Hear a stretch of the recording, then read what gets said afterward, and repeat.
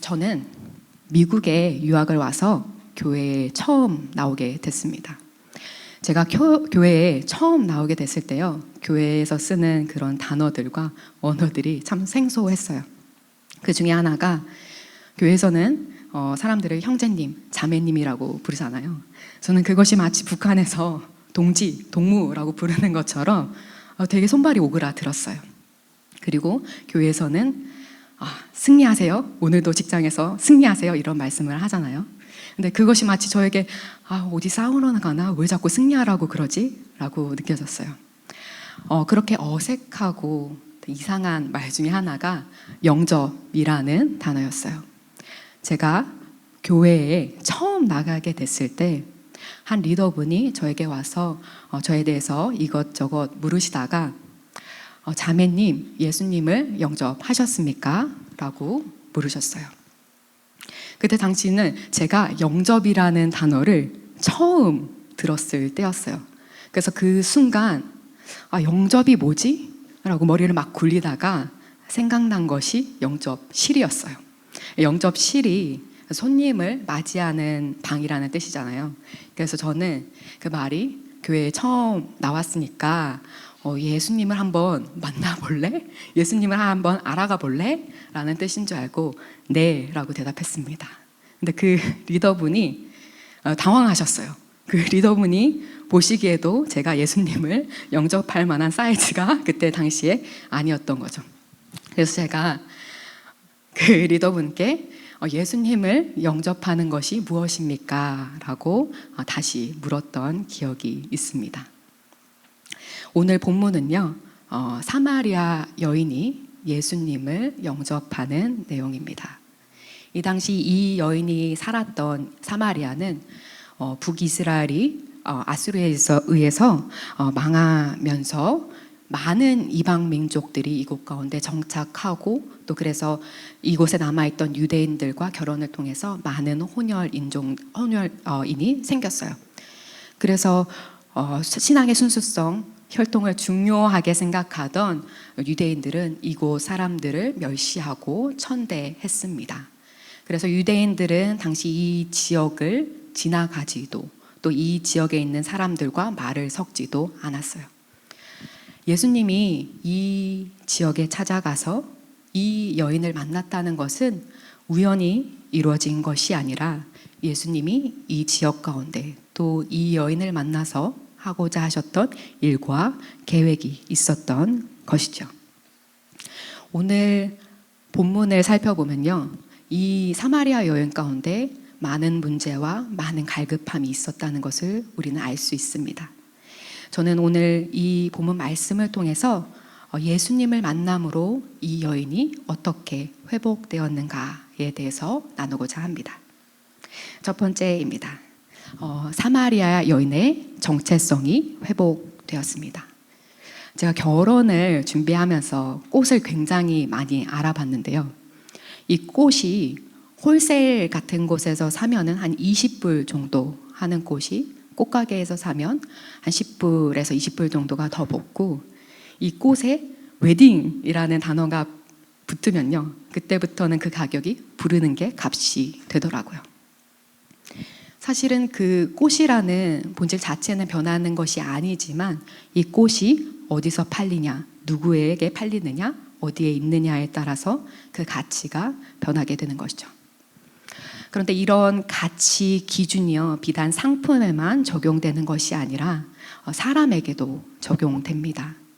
우리는 모두 하나님이 자신의 형상에 따라 존귀하게 지으신 사람들이지만, 우리가 어떤 직장을 갖고 있느냐, 어떤 집에 사느냐, 어떤 차를 타느냐, 외모가 어떻느냐, 우리의 과거가 어떻느냐, 우리의 어떤 커리어를 가졌느냐에 따라서 세상에서 판단되고 정의되어집니다. 몇 년 전에 뉴스에 이런 기사가 난 적이 있습니다. 아이브리그 등 명문대 학생들 자살 잇따라. 아이비리그에 들어갈 정도면 굉장히 똑똑하고 명석한 학생들인데요, 이 아이들이 우울증에 시달리다가 결국에는 극단적인 선택을 했다는 기사였습니다. 이 아이들이 왜 그런 극단적인 선택을 하게 되었을까요? 이 아이들은요, 이 아이비리그라는 대학에 오기 전에 자기가 있는 학교, 자기가 있는 지역에서 항상 1등을 하고 주위 사람들로부터 항상 칭찬을 받고 또 부모님에게도 그런 칭찬을 받았을 것입니다. 그런데 이 대학에 오고 그런 사람들, 그런 똑똑한 사람들이 모인 학교에 오게 되면요, 더 이상 그런 정의가, 그런 단어로 자신이 정의될 수 없다는 것을 발견하게 됩니다. 자신이 스스로 똑똑하다고 생각했는데 그것이 아니라는 것을 발견했을 때 이 아이들의 정체성이 흔들렸을 것입니다. 세상 사람들은 이 아이들이요, 우울증 때문에 또는 학업 스트레스 때문에 극단적인 선택을 했다고 말하지만 사실 그 문제의 본질은 이 아이들이 자신의 정체성을 변화하는 비본질적인 가치에서 찾았다는 데 있습니다. 제가 얼마 전에 순복음 산마교회라고 하는 곳에 김혜란 전도사님의 간증을 들은 적이 있습니다. 이 전도사님은 탈북자셨어요. 총 4번 탈북을 하시고 3번 북송되어서 돌아가셨는데 첫 번째로 탈북하셨을 때 감옥에 갇히게 되셨어요. 근데 그 감옥이 한 20명이 들어가면 서서 꽉 찰 정도의 감옥이었어요. 근데 그 감옥에 40명이 사셨대요. 그랬으니 이 전도사님이요, 거기서 쭈그려 앉아서 생활을 하셨는데 자기가 그렇게 쭈그려 앉은 데에 또 어떤 사람이 앉고 또 그 무릎 위에 또 다른 누군가가 앉아서 일어설 수도 움직일 수도 또 숨을 제대로 쉴 수도 밥을 먹을 수도 없는 그런 환경에서 한 달 넘게 생활하신 거예요.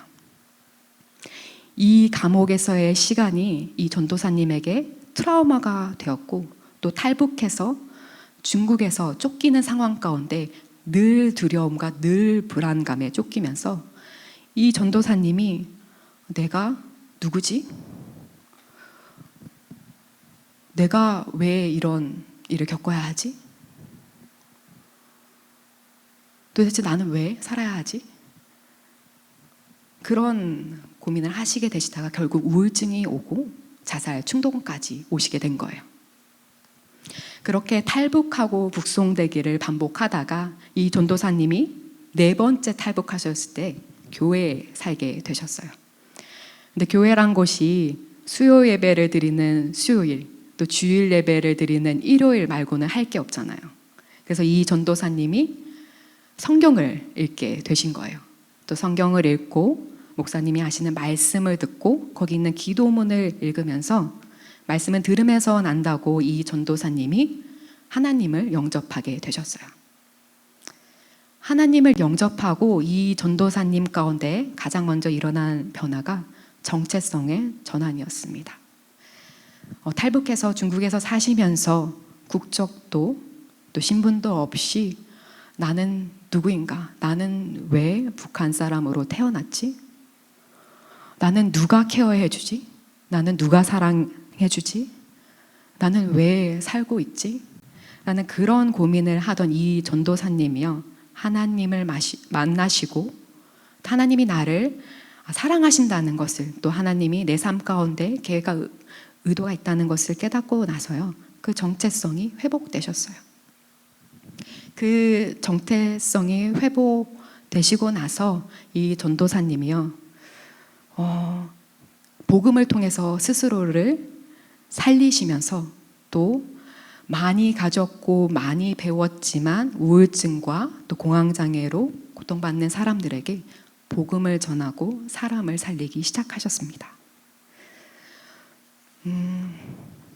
오늘 본문에 나온 사마리아 여인은 당시 혈통적으로도 또 종교적으로도 부정한 지역에 살았습니다.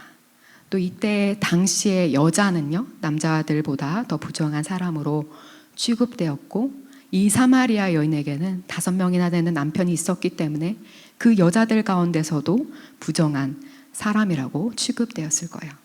그렇기 때문에 늘 사람들에게 소외되고 늘 외로운 삶을 살았을 것입니다. 오늘 본문의 사마리아 여인이 예수님을 만나서 예수님께 자기가 더 이상 물을 길러 왔다 갔다 하지 않게 나에게 생수를 달라고 요청을 해요. 근데 제가 제 클래스메이트 중에 아프리카에 가서 우물 만들어주는 그런 봉사활동을 하는 친구가 있었습니다. 우물이 생기면요, 사실 이 사람들의 삶의 질이 향상되니까 더 편하고 더 행복할 거라고 생각하잖아요. 근데 서베이를 해보니 그 사람들의 삶의 질이 훨씬 떨어졌어요. 근데 그 이유를 조사해 보니까 이 사람들이 우물을 뜰어가면서 사람들과 교류를 하면서 그 가운데 행복을 느꼈던 거예요. 근데 그게 사라지고 나니 이 사람들의 삶의 질이 더 떨어졌던 거죠. 이 당시에 이 여인도요, 이 여인이 살았던 이 지역도 즐길 것이 없으니까 사람들과의 교류가 어쩌면 삶의 낙이었을 거예요. 근데 이 여인은요, 그것을 안 하게 해달라고, 내가 우물물을 뜨러 왔다 갔다 하지 않아도 되게 해달라고 예수님께 요청을 합니다. 근데 이 여인이 예수님을 만나고 자신이 누군가인가를 깨닫고 나서요, 이 정체성이 변하게 됩니다. 이 여인을 수식하던 사마리아인, 또 부정한 여인, 남편이 5명 있었던 여인이 더 이상 자신의 정체성이 되지 않았던 거예요. 이 여인의 정체성은요, 자신이 그토록 기다리고 바라던 메시아가 모든 사람이 기피하고 피하는 이 지역 가운데 모든 사람들에게 소외된 나를 만나러 와주실 만큼 내가 소중하고 중요한 존재라는 것이었습니다. 큰빛은혜교회 성도 여러분, 사람들과의 비교로 내 정체성을 찾으면요, 그 상황이 변하고 환경이 변하면 내가 무너질 수밖에 없습니다. 근데 여러분의 정체성은 여러분이 하는 일이나 사람들이 여러분에 대해서 어떻게 말하는지에 있지 않습니다. 요한 1서 3장 1절은 보라, 아버지께서 어떠한 사랑을 우리에게 주사 하나님의 자녀라 일컬음을 얻게 하셨는고 라고 전하고 있습니다. 우리의 정체성은 누군가에 의해서, 무언가에 의해서 정의되는 것이 아니라 하나님이 우리를 얼마나 사랑하시고 또 얼마나 특별한 존재로 우리를 부르셨는가에 의해서 발견되어져야 합니다. 두 번째입니다. 사마리아 여인의 문제가 회복되었습니다. 이 사마리아 여인이 생각하는 자신의 문제는 뭐였을까요? 아마 이 사마리아 여인이 예수님께 물을 더 이상 뜨러 왔다 갔다 하지 않게 해달라고 요청한 걸 보니 아마 내가 이 물 좀 왔다 갔다 뜨러 안 하기만 해도 내가 숨 좀 쉬며 살 것 같다라고 생각했을 수도 있을 것 같습니다. 그런데 오늘 본문에서 보면요, 물을 달라고 하는 이 사마리아 여인에게 예수님이 내 남편을 가서 불러오라 라고 말씀하십니다. A를 달라고 했는데요, A랑 전혀 상관없는 C를 갑자기 얘기하시는 거죠. 그런데 예수님이요, 하나님이 우리의 문제를 해결해 주실 때 종종 우리의 문제와 전혀 상관없이 보이는 방식으로 우리의 문제에 접근하실 때가 있습니다. 열왕기하 5장에는 나아만 장군의 이야기가 나옵니다.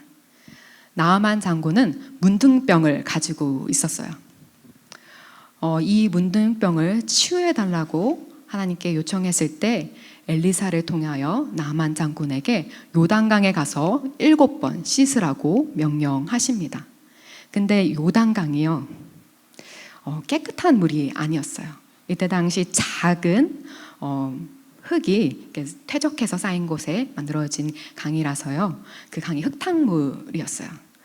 그래서 그 강에 들어가서 씻으면요, 몸이 깨끗해진다기보단 없던 병도 생길 것 같은 그런 더러운 물이었죠. 그래서 나아만 장군이 엘리사에게 우리나라에는 이것보다 더 깨끗한 강도 많습니다 라고 얘기를 합니다. 나아만 장군 마음엔요, 내가 어떻게 이런 물에 들어가, 내가 누군데 이런 물에 들어가 라는 마음이 있었던 것이죠. 또 우리 생각에도 이런 더러운 강물에 몸을 씻는다고 나을까? 이것이 과연 합리적인 이성적인 방법일까라는 생각이 들잖아요. 오히려 이 요단강 물에 씻는 것보다 어디 깊은 산속에 가면은 천년에 한 번씩 피는 꽃이 있는데 그 꽃을 따다가 몸에 바르면 나을 것이다 라는 것을 믿는 것이 오히려 더 이성적으로 보이기도 합니다. 그런데 하나님은 왜 나아만 장군에게 이렇게 납득하기 힘든 치료 방법을 제시하셨던 것일까요? 하나님이 이런 방법을 주신 이유는요, 나아만 장군으로 하여금 자신의 신분, 자신의 체면을 지키고 싶었던 마음, 그 마음이 나아만 장군 가운데 있었다는 것을 깨닫게 하시고, 또 치유에 앞서 먼저 겸손한 믿음과 순종을 배우게 하시기 위해서였습니다.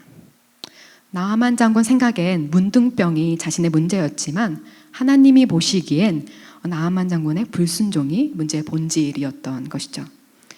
그렇기 때문에 순종을 통해 하나님이 역사하셨고, 나아만 장군으로 하여금 순종했을 때 하나님의 치유가 임하신다는 것을 일깨워 주신 것이죠. 사마리아 여인의 경우 예수님은 이 여인에게 남편에 대해서 물음으로써 이 여인으로 하여금 5명의 남편이 있었다는 그 죄를 일깨워 주십니다. 이 여인의 갈급함을 해결해 주기 앞서 회개함으로 이 여인이 생수를 담을 만한 깨끗한 그릇이 되게 하신 것이죠. 하나님을 만나면 가장 먼저 일어나는 변화가 정체성의 전환이고 또 회개가 일어납니다. 하나님의 본성이 죄와 공존할 수 없기 때문입니다. 시편 5편 4절은 주는 죄악을 기뻐하는 신이 아니시니 악이 주와 함께 머무지 못하며 라고 전하고 있습니다. 하나님은 이스라엘 백성들을 광야로 이끄셨을 때 이스라엘 백성들 가운데 성막을 두셨습니다. 이 성막은요, 이스라엘 백성들로 하여금 하나님이 우리와 함께 하신다는 것을 보여주는 가시적인 장소였습니다. 그런데 이 성막에 이스라엘 백성들 모두가 나아올 수 있는 것이 아니었습니다. 오직 대제사장만이 이 성막에 나아올 수 있었습니다. 그 이유는 이 성막이 하나님이 임재하시는 거룩한 곳이기 때문에 그곳 가운데 죄가 함께 할 수 없기 때문입니다. 출애굽기 19장을 보면 하나님이 시내산에 임재하시기 전에 이스라엘 백성들에게 이틀 동안 성결케 하라는 명령을 주십니다. 성결케 하라는 의미는 물로 몸을 깨끗이 씻다는 의미입니다. 근데 이틀이라는 긴 시간을 주신 것은 내가 외적으로 성결케 돼야 할 뿐만 아니라 내 내면적으로도 예수님을 만나기 전에 깨끗게 되어야 함을 의미합니다. 이스라엘 백성들은 예수님을 만나기 전에 성결을 먼저 준비했습니다. 우리 역시 하나님이죠. 근데 우리 역시 예수님을 만나기 전에 회개함으로 우리가 먼저 깨끗게 되어야 합니다. 때문에 하나님은 우리의 문제를 해결하기에 앞서 죄의 문제를 먼저 해결하십니다. 우리 생각엔 현실적인 문제가 해결돼야 우리가 회복할 것으로 보이지만 하나님이 보시기엔 우리가 스스로 인지하지 못하지만 우리를 붙잡고 있는 죄의 문제, 우리를 붙잡고 있는 과거의 죄책감, 상처들이 치유되어야 우리가 정결케 되고 우리가 회복된다는 것을 아셨기 때문입니다. 세 번째입니다. 사마리아 여인이 고난을 통과하며 회복되었습니다. 저는 미국에 와서 운전을 시작했습니다. 제가 막 운전을 시작했을 때요, 운전이 미숙해서 제가 지인의 차를 타고 따라가다가 큰 사고를 냈던 적이 있습니다. 성경이가 굉장히 지금 마음이 그런데요. 이것이 어떻게 일어났냐면요, 제가 지인의 차를 따라가고 있었고 그 지인이 스탑 사인에서 스탑을 했고 또 우회전으로 큰 길로 들어갔는데 저는 그 지인의 차만 보고 가다가 스탑하지 않고 오는 차랑 받아서 사고를 냈어요. 이게 100% 저의 과실인 사고였죠. 근데 저는 다행히 하나님이 보호하셔서 다치지 않았습니다. 근데 제가 내려가지고 상대편의 차를 확인하는데 제 마음이요, 무너지는 줄 알았어요. 그 뒷좌석에 카시스가 있었는데 거기에 아이가 있었고요. 거기까지만 해도 제가 당황했는데 이 보조좌석에서 와이프 분이 내리셨는데 만삭이셨어요. 제가 그거를 보고 하나님, 나 짐 싸야 되나요? 약간 이 생각이 먼저 들었어요. 이거를 어떻게 해야지? 미국은 소송의 나라인데 내가 저분들한테 소송에 걸려서 내 인슈런스로 커버되지 않을 만큼 내가 내야 되면 어떡하지? 나 정말 한국에 가야 되나? 이거 어떻게 해야 되지? 라는 그런 고민에 제가 몇 박 며칠을 먹지도 제대로 자지도 못했어요. 제가 이별했을 때도 식욕이 없었던 적이 한 번도 없었거든요. 근데 그때는 정말 입맛이 없었어요. 기도를 했는데도 하나님이 듣고 계신 것 같지 않고 그 문제 가운데 저만 덩그러니 놓인 것 같았어요. 그리고 제가 할 수 있는 것이 기도밖에 없었기 때문에 제가 하나님께 하나님, 저 정말 짐 싸야 되나요? 이거 어떡하죠? 라고 기도를 하는데 그때 저에게 하나님이 어떤 간증을 생각나게 해주셨어요. 그게 강명식, 이게 제가 정명식이랑 자꾸 헷갈려서 강명식 목사님의 간증이었는데, 강명식 목사님이요, 아버지와의 관계가 어렸을 때부터 좋지 않아서 하나님을 아버지로 받아들이는데 굉장히 큰 문제가 있으셨다고 그래요. 그래서 이 찬양을 하실 때도 아버지가 들어간 찬양을 부르시기가 굉장히 힘들으셨대요. 차라리 이게 어머니였으면 좋았을 텐데 아버지는 정말 힘드셨대요. 그러다 이 목사님이 정말 좋은 목사님을 만나서 그 목사님이 이 강명식 목사님을 기도해 주시는데 이 강명식 목사님을 꼭 안아주셨대요. 근데 그것이 마치 아버지가 나를 안아주는 것 같이 느껴지셨대요. 그러다 이 목사님이 홀로 기도하시는데 눈을 감고 한번 생각을 해보셨대요. 하나님이 지금 이 자리 가운데 나를 꼭 안아주시는 상상을 한번 해보셨대요.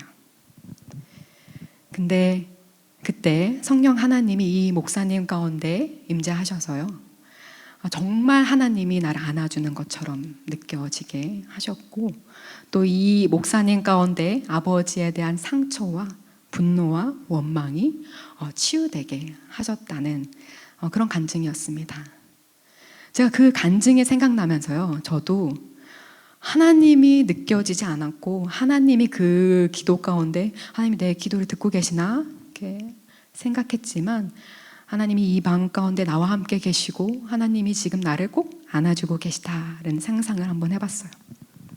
근데 그 목사님 가운데 성령 하나님이 임재하셨던 것처럼 그 방에 제게도 하나님이 임재하여 주셔서 하나님이 함께 계신다는 것을 저에게 느껴지게 해주셨습니다. 그리고 그 상황 가운데 저에게 기쁨과 평강이 임했어요. 사실은 문제가 해결되지 않았고 이게 언제 해결될지도 어떻게 해결될지도 모르는 상황 가운데 저에게 기쁨이 임했습니다. 강명식 목사님의 상처와 그런 아픔을 통해서 그 간증이 제가 그 목사님을 한 번도 본 적 없지만 그것이 축복의 통로가 되어 저에게까지 회복이 임했던 것입니다. 예수님은 그 시대 그 지역에서 가장 소외된 여인, 가장 외로운 여인에게 자신이 누구인지 처음 밝혀주십니다. 남편을 데려오라 하는 이 예수님의 물음에 이 사마리아 여인이 나는 남편이 없습니다 라고 대답합니다. 지금 옆에 있는 사람이 남편이 아닐 뿐더러 자신에게 5명이나 되는 남편이 있었다는 것을 누군가에게 얘기하는 것이 수치였기 때문입니다. 그런데 이 사마리아 여인이요, 예수님을 인격적으로 만나고 나서 물동이를 던지고 마을에 가서 예수님에 관해서 전하는데, 현대인의 성경은 이렇게 전합니다. 제가 읽어드리겠습니다. 다들 와서 좀 보세요. 나의 과거를 죄다 말해준 사람이 있어요. 그분이 그리스도가 아닐까요? 라고 전합니다. 이 여인이 예수님에게조차 자신의 수치를 드러내고 싶지 않았던 여인이었는데요. 이 여인이 자신이 드러내고 싶지 않았던 그 약점을 사람들 가운데 얘기하며 복음을 전합니다. 그렇게 복음을 전할 때 이 마을 사람들 전체가 예수님을 믿게 되는 역사가 일어납니다.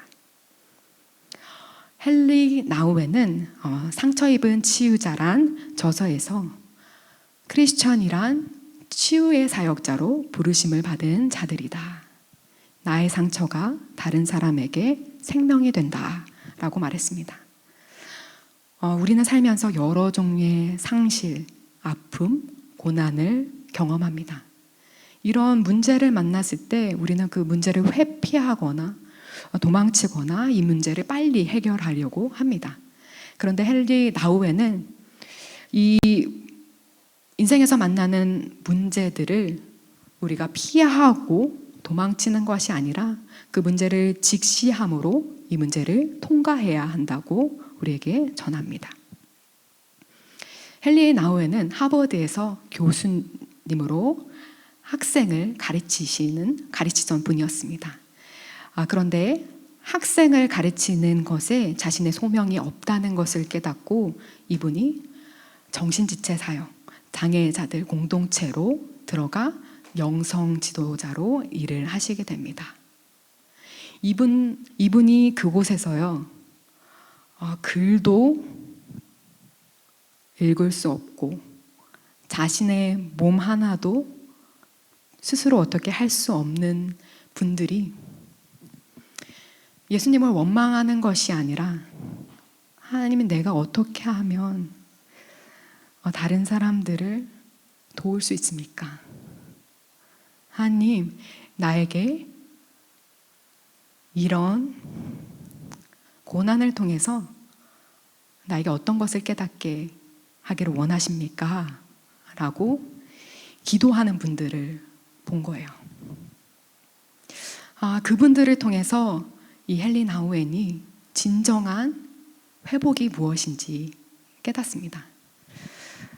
이 헨리 나우엔이 깨달은 진정한 회복과 치유는요, 사단이 우리의 문제를 잡고 우리의 상처를 잡고 있는 그 상태대로 우리의 문제를 그 고립 가운데 두는 것이 아니라 그 문제를 우리 가운데 꺼냄으로, 그 문제를 직시함으로 그 문제를 통과해내는 것이다 라는 것을 깨닫게 됩니다. 우리는 쉬운 승리를 좋아하지만 성장에는 늘 성장통이 따릅니다. 우리는 과거를 바꿀 수도, 닥칠 문제를 피할 수도 없지만 그 문제를 만났을 때 우리의 반응을 선택할 수 있습니다. 과거의 나의 상처가 나를 고통스럽게 할 때, 극심한 상실감이 내 인생에 찾아왔을 때 우리는 이 상처를 통해 하나님께 무엇을 깨닫게 하시기를 원하십니까? 라고 질문할 수도 있고, 하나님이 이 과거의 나의 상처를 통해서 누군가를 살리시기를 원하십니까? 라고 질문할 수도 있을 것입니다. 큰비드넷 교회 성도 여러분, 예수님을 영접하셨습니까? 예수님을 통해 정체성이 회복되고 내 삶이 회복되고 또 문제 가운데 역사하시는 하나님을 경험하셨습니까? 오늘 본문의 사마리아 여인은요, 예수님을 통해 그 갈급함이 해갈되었습니다. 하나님이 들어쓰시는 여인이란 책에서 저자는 이 여인의 갈급함이 해갈됨과 동시에 예수님의 목마름도 해소되었다고 전하고 있습니다. 본문에서는 마을에서 음식을 가져온 제자들에게 예수님이 내게는 너희가 알지 못하는 양식이 있다. 나의 양식은 나를 보내신 이의 뜻을 행하며 그의 일을 온전히 이루는 이것이니라 라고 전하고 있습니다. 예수님을 보내신 이의 뜻은 아마 구원이었을 것입니다. 사마리아 여인이 갈급했던 것처럼 예수님 역시 자신이 누구인가를 듣고 또 믿는 한 사람에게 갈급하셨던 것이죠. 예수님은 사마리아 여인을 우연히 만난 것이 아닙니다. 그 지역에 우연히 가신 것도 아니고요. 우리가 여기서 예배를 드리고 하나님을 만나게 된 것도 우연이 아닙니다. 그러므로 저는 여러분이 말씀을 듣고 찬양하고 기도하는 가운데 예수님을 만나시길 기도합니다. 또 그 만남을 통해서 나의 정체성이 회복되고 나의 문제가 회복되고 그 문제를 통해 역사하시는 하나님을 경험함으로 내 갈급함이 해갈되고 또 예수님의 갈급함도 해갈시켜 주시는 성도님들 한 분 한 분 되시길 기도하겠습니다.